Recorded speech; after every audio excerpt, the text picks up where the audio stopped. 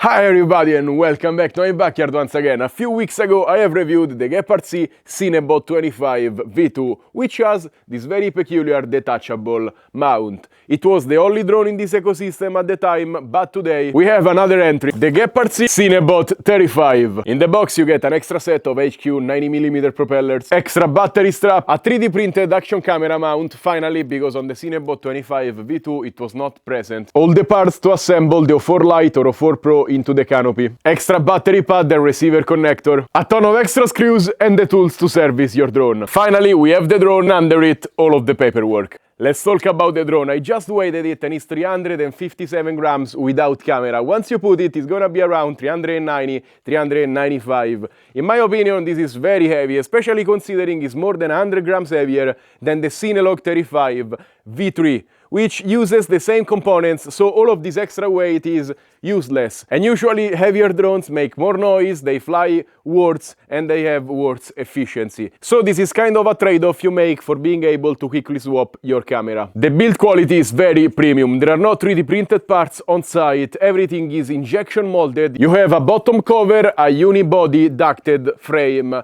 which can be good and bad, because if you crash on concrete, especially at this weight, you're gonna probably break the ducts, and then you have to replace everything. It's gonna be a tedious experience. The front canopy is made of CNC aluminum and plastic, and inside it has the soft mounts so you don't get jello in your camera. The carbon frame is blacked out and is 4mm, super stiff. There is a flash 6060 connector at the back, so your battery length is a little bit limited. You can rotate this battery mount 90 degrees, but then your cable length will not reach the XT60, so you will need to elongate this. Inside this cover you have a M10 GPS, which is placed far from the VTX antennas, so the reception will be good. At the back you have the USB-C plug and rubber antenna mounts. At the bottom you'll find a couple of status LEDs, and all around the ducts you have light blue LEDs. The motors are Geprc SPEDEX 2105.5 2450 kV, and the flight controller inside is a dual stack H7 with 60 amps 32-bit ESCs. And boom, the O4 Pro is installed and it's time to fly. They recommend using a battery between 1300 and 1500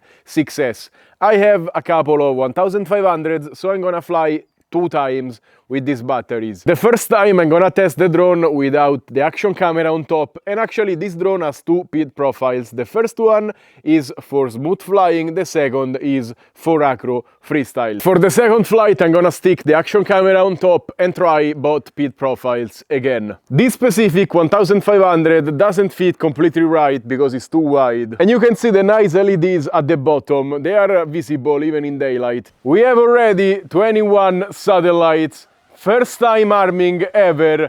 Profile 1 is the cinewhoop slow one. Today is a little bit windy, but the satellite acquisition, again, super fast.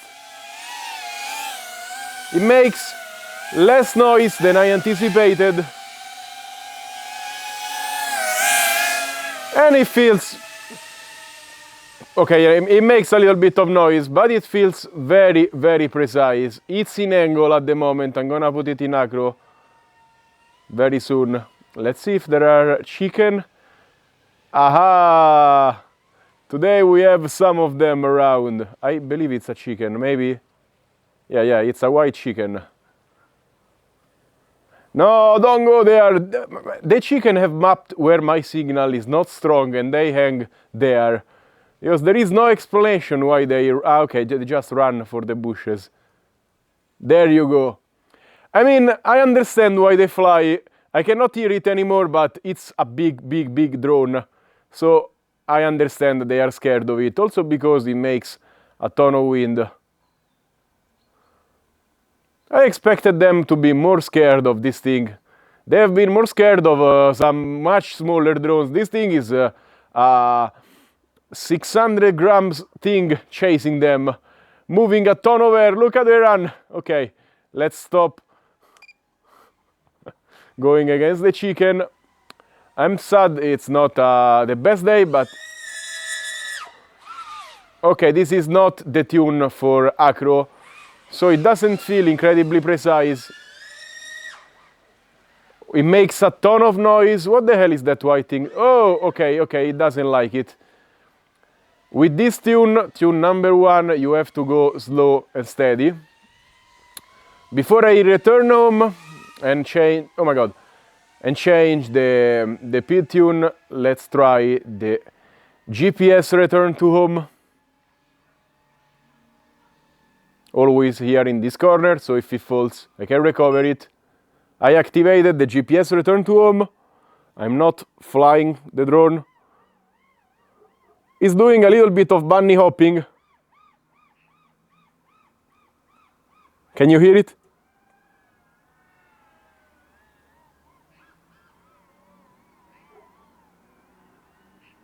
And also it went kind of far from the area that I activated it from. I don't know why it went that direction.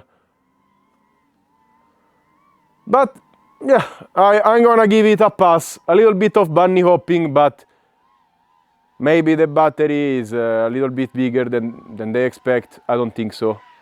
Okay. But it was coming back home, so I cannot give it fault. Let's land and change the pit tune. I'm gonna show you how. Oh my god. Maybe a little bit of expo is not bad on this drone. I'm gonna show you. You do left stick left, right stick up, and you can enter profile, pit profile 1, acro. Oh my god, this was the acro profile. No.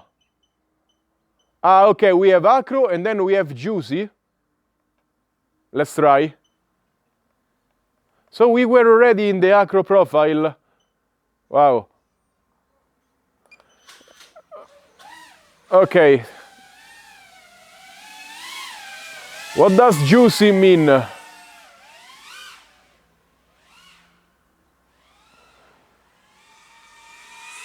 don't know, it seems to be flying better. It's much smoother. Yeah. Juicy is better. It's better for, I don't know. The first one I was told it was for cinewhooping, and this one is for tricks, and it flies definitely much better. Before it was having some shakes, and this is much smoother if you wanna do some nice freestyle. And I didn't expect it to be flying this good. Like, it's not one of the best drones I've flown by far, but for what it is, it's flying great. And especially for the weight, it has a ton of inertia. Yeah, good job on the tuning. I wasn't expecting all of this difference between the two tunes, but the first one, I don't know, I would keep this one, and I don't know why not just keep this one. Because it seems smoother in general.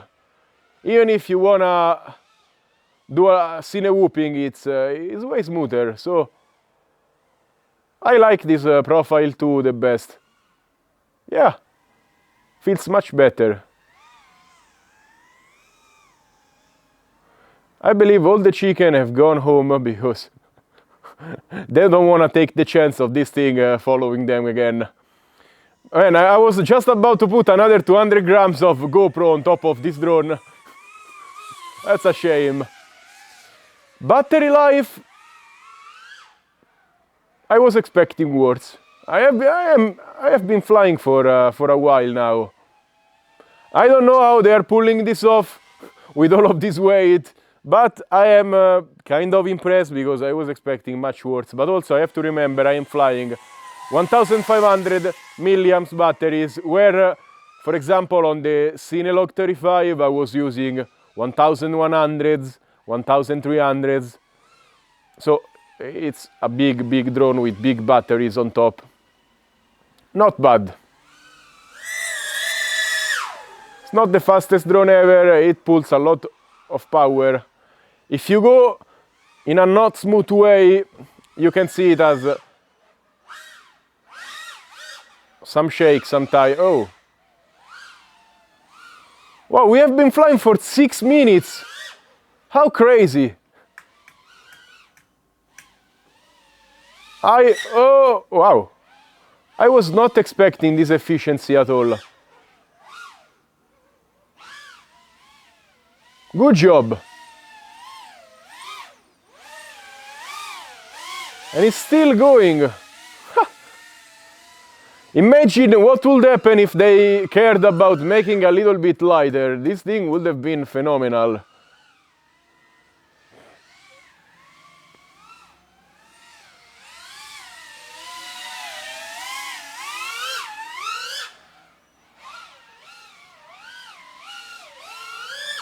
No! No! Okay, it's time to land. Wow, every time you land, you strike the propellers on gravel. It's super low to the ground. And it's finally time to add a GoPro mount. I wish they did it also on the Cinebot35 V2, but it's very easy. You need to remove this and this screw on both sides, remove this top plastic cover and substitute it with this 3D printed part. The GoPro mount is installed. It feels quite sturdy on there, so it's a good mount. Also, it still provides access to the SD card on the slot.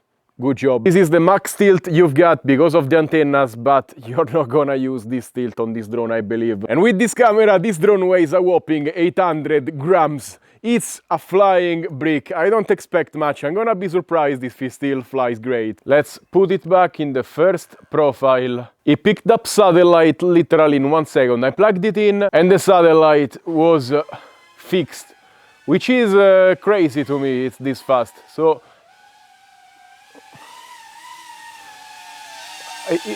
it feels better than before. I don't know how. Still hovers at 25.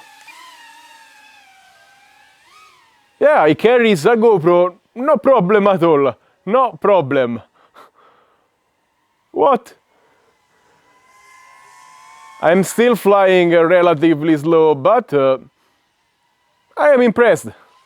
I'm curious to try the Cinebot35 now, because being lighter, I am just very curious to see if it flies this good, because yeah, I don't know how this flying brick is flying this good, honestly. And this is the cinematic profile. What?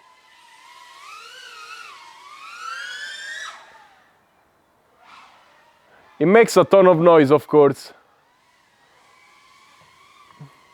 I'm taking it kind of slowly. Wow.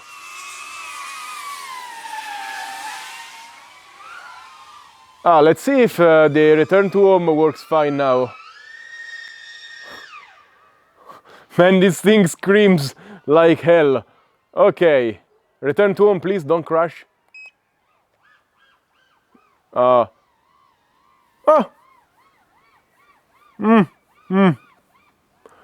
Where are you going? What? I don't know why it takes this route. I mean, it's correct in the end, but it goes back first. Oh no. Okay, let's land and put the juicy profile, which I have liked better before. Speed profile, juicy, back. Save exit. Okay, let's try doing some acro with the GoPro on top. The hang time is better, of course, because the inertia, but it feels quite underpowered now. Like, you can totally feel the extra weight. Still, still quite nimble. Wow. Oh, it just goes through stuff. It doesn't care. It doesn't care at all, because it's just it has a ton of inertia. It weighs as much as a 5-inch. The wind, it doesn't move it at all. It's crazy. But honestly, I would like increasing the weight by adding a bigger battery than just having useless plastic if I need. Like, you can recreate this effect with any drone, just use a bigger battery and you are there. So I am still skeptical about all of this extra weight on this drone. Like, it's behaving really good. So if you stick to these batteries, it's fine. But this ecosystem is kind of, I don't know, I have my doubts, because all of the drones are gonna be like much heavier than the non-swappable cameras counterparts. So it's the sacrifice you make. You have heavier, noisier, hypothetically less efficient drones. Just spend an extra 10 minutes and swap the cameras on regular drones. If you just have one, wow, if you just have one. This thing doesn't turn, it feels like a bus. But I am impressed. I'm just throwing it. What the hell is this?